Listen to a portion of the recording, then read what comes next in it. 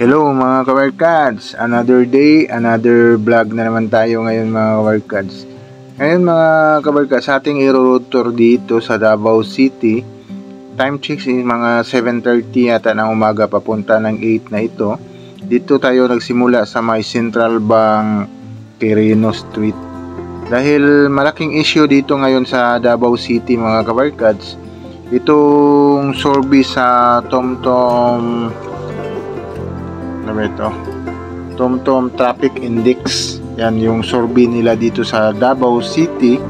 Kasi sinorvey nila dito, yan o yung kuan nila, nakalagay dito, the TomTom Traffic Index ranked Davao City as the 8th most congested city in the world.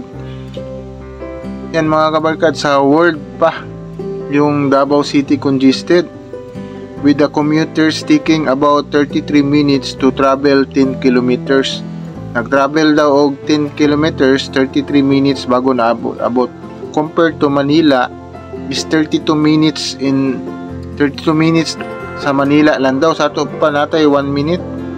Na kung the index evaluate congestion travel time across 62 country, analyzing how many hours the commuters lose the traffics.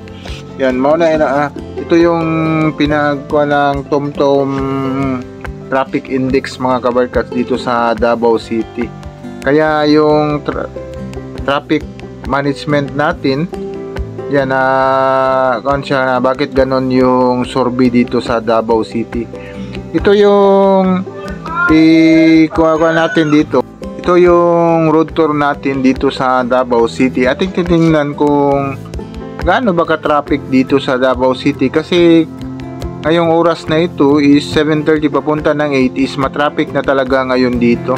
Pero based sa nagdaan natin dito sa Quirino is walang traffic dito, diretso-diretso tayo, except kung hapon dito is matraffic, pero move on man siya.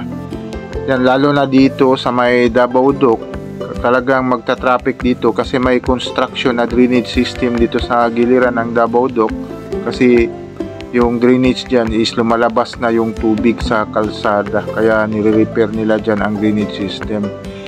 Ngayon, diretso natin mga kabarkas, papunta tayo ng Bangkal. Doon tayo sa amin na pakikita natin dito yung mga traffic sa area. So far, so good yung takbo natin dito papunta ng Bangkerohan. Walang traffic talaga nakikita natin dito. Actual natin ito mga kabarkas, kasi based sa nabasa natin, nag-meeting yung mga traffic natin dito sa Davao, yung mga leaders. Based sa kanilang lalo na sa LTO is mag number coding na daw sa Davao City. Yan yung ikakuan sa City Council. Siguro based sa akin, hindi pa kailangan yung number coding, kasi kung mag number coding tayo, yung mayayaman is bibili din yan ng mga sasakyan. Di dadami tuloy yung sasakyan dito sa Davao City, kasi marami yung mga pera bibili yan ng dalawang sasakyan, iba-iba yung number na coding. Yung mga sikanhan bibilihin nila kasi may mga plate number na yan, malalaman nila kung anong code yung kaysa brand new yung bilihin nila, hindi nila makontrol yung plate number na bigay sa kanila. Yan, dito sa Bangkerohan mga kabarkas, yan, ito dapat yung i-control ng CCTV mo dito. Itong mga passenger type dito, minsan dito is mag-double parking na, yan, maka-congest yan ng traffic. Tapos papunta na tayo dito sa may Sandawa. Yan, tuloy-tuloy yun dito mga kabarkas. Ngayong umaga mga kabarkas, papunta tayo ng Bangkal. Tuloy-tuloy yung flow natin dito. Pero ang traffic nito mga kabarkas is papunta ng downtown area. Pero titingnan din natin dito is makikita man natin dito din banda dito sa may Sandawa, kasi siya dito nakabigay ng traffic, itong Sandawa crossing. Pero based sa napansin ko dito mga kabarkat, every rush hour, yung morning at saka yung rush hour sa hapon is minamanual na nila dito itong traffic light. Dito is lahat sa Davao City yata minamanual nila para makita talaga ng traffic enforcer kung saan yung traffic, o dapat ipa-release na yung mga sasakyan, patakbuhin na. Kasi may mga radyo sila dito mga kabal, kasi from Quirino going to Sandawa to Crossing Maa, may mga radyo ran sila mga kabarkads, para yung flow sa sasakyan is diretso. Yan yung parang meeting nila dito kaya based sa narinig natin, sa nakita ko sa balita, ultimo si Tatay Digong is napansin na niya ang traffic dito sa Davao City, kaya yung advice ni Tatay Digong is magdadagdag ng mga traffic enforcer para mag-control ng traffic sa Davao City. Yan yung tama. Hindi muna tayo mag number coding, kasi lalo na dito mga kabarkado, yung sa giliran natin, yan yung Ateneo. Yan, maraming mga mayayaman dyan, naghatid ng mga bata, maraming mga sasakyan dyan. Napansin ko dyan na area mga kabarkads, dapat kukontrolin yan ng traffic enforcer dyan. Magsusundo sila, yung mga sasakyan nila is nasa giliran na. Dyan makikita ninyo, yung mga sasakyan nila is na giliran na. Siguro kung sinong nakadaan dyan, yung nagpaparada na sila sa giliran, makakakreate talaga yan ng traffic. Hope na yung management sa Ateneo is bigyan nila niya ng paraan na yung mga magsusundo sa kanila hindi na dyan sa kalsada magpa-parking, at yung CCTV mo dapat may nagbabantay dyan, para kasi isa yan naka-congest ng traffic dito na area. Yan, kaya tama si Tatay Digong is dadagdagan ng mga traffic enforcer para mag-control sa traffic, kasi marami ding mga sasakyan na nag-double parking. Yung iba is nagpa-parking pa doon, lalo na sa downtown area. Mapansin natin dyan is maraming nagpa-parking din sa may kalsada. Yan, except sa hindi traffic na area, okay lang yun parkingan. Yung mga area doon sa downtown area na hindi ma-traffic, okay lang yun. Pero sa ma-traffic na area, may parking pa. Yan, dapat ko kontrolin yan dyan. At dito, isa dito sa Matina Hamaa Crossing, dito sa may MacArthur Highway, isa din itong naka-create ng traffic dito. Kasi maraming mga sasakyan dito na dumadating dito sa crossing from galing doon sa Maa. Yan dito sa Maa, marami din mga residente na dyan may mga condominium na marami na mga sasakyan din. At dito na area mga kabarkas is tuloy-tuloy na. Magta-traffic naman dito is doon sa Matina Crossing. Yan, obserbahan natin dito mga kabarkas, itong traffic sa Davao City. Papunta tayo ng south. Yan, let's go!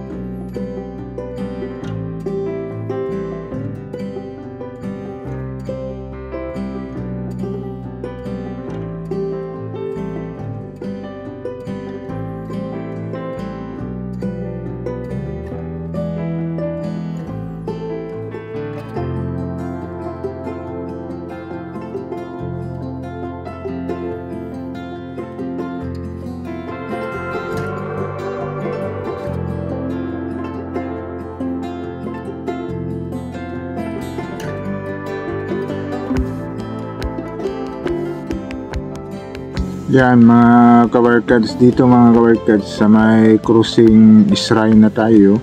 Yan, magta-traffic dito mga kabarkads sa traffic light lang dito, sa hintay ka lang ng konti kasi nagagamit na itong papasok ng Global Township. Dati is wala yan dyan, pa yung sitting sa traffic light dito is madali lang kasi hindi pa ginagamit yung Global Township. Ngayon is itong crossing na ito is magagamit na dahil open na yung Global Township, kaya siguro ang timer nito pero hindi issue yan mga kabarkas dito sa crossing at dito sa Shrine Crossing. Ang dito sa Matina Crossing, malaking tulong talaga ang Davao Coastal Road mga kabarkads. Nang binuksan na yung Bago Playa papunta ng Times Beach Rotunda is nabawasan na talaga yung traffic dito sa Matina Crossing compare nung hindi pa dinaanan yung Davao Coastal Road. Grabe talaga yung traffic dito sa Matina Crossing. Siguro mga kabarkas, itong mga sinasabi-sabi nila na traffic dito sa mga survey dito, kasi itong content natin na RPB Moto Travel Vlog is nagapakita tayo dito ng mga bypass road dito sa Davao City na ginagawa ng DPWH ang City of Davao. Yan, kung nakakita kayo sa mga vlog ko, may mga bypass road akong kinunan na mga kalsada. Yung iba is natamaan lang mga right of way, hindi pa natapos.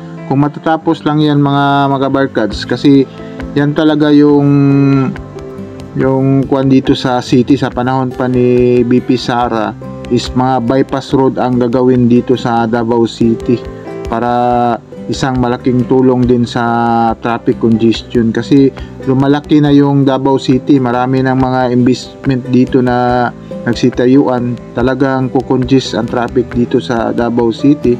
Kaya nga ang solusyon yan is mga bypass road na kalsada, kasi itong Davao City is maliit lang talaga ang kalsada dito sa Davao City, hindi nga masyadong kalakihan, kaya nga nag-create ng mga bypass road dito. Yan, dito sa Matina Crossing, napakaganda na talaga dito sa Matina Crossing, tuloy-tuloy yung takbo dito dahil sa Davao Coastal Road. Soon sa 2026 kung magbukas yung papunta na Times Beach to papunta ng Rojas Avenue is malaking tulong din yan na makawala ng traffic dito sa Davao City, kasi marami nang dumadaan doon. Yung dapat lang dito mga kabarkas is may mga traffic enforcer talaga na kontrolin yung mga sasakyan. Nakita ninyo yung inistrikto ang bangkiruhan, nakikita ninyo yung istrikto yung bangkiruhan. Pag istrikto ng bangkiruhan, pag papasok ka doon sa sasakyan, wala talagang traffic kasi inistrikto nila yung mga vendors doon nasa giliran. Yan, iban ko ngayon kung iniwan nila doon, babalik din yun. Dapat tuloy-tuloy yung pag-istrikto sa area. Yan, dito mga kabarkas, so itong biyahe ko dito mga kabarkas, galing ako doon, nagmumotor tayo, galing ako doon sa Quirino Central Bank papunta dito sa Bangkal Central Park is nakuha ko lang ito ng 5 minutes sa takbo ko sa motor. Yung takbo ko dito is hindi masyadong kalakasan, nasa mga 40-50 lang yung takbo ko dito kasi nagbablog tayo.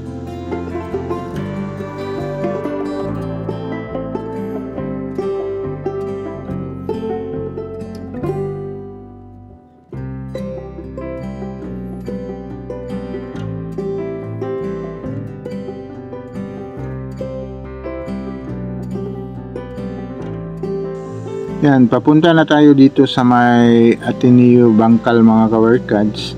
Isa din dyan kasi maraming mga estudyante din dyan banda. Pero based sa nakita ko dyan sa Ateneo Bangkal is maganda yung sistema sa kanilang mga sasakyan kasi malaki yata yung loob nila dyan. Tapos parang may kuwan pa sila doon sa may Central Park na pwede yata makalabas doon mga estudyante sa giliran doon sa may Central Park. Kaya maganda yung rotation sa mga sasakyan dito sa may Bangkal. Maganda yung pagplano nila sa mga sasakyan. Hindi talaga yung mga sasakyan na nagparada sa giliran. Makapasok talaga sa loob yung mga sasakyan paikot, tapos palabas yan dito sa may bangkal. Siguro mga kabarkads, hanggang dito na lang itong road tour natin dahil sa survey ng TomTom traffic index dito sa Davao City. Yan, like and subscribe to my channel and press the button bell para sa mga video na ina-upload natin. Yan, sige, bye bye, God bless.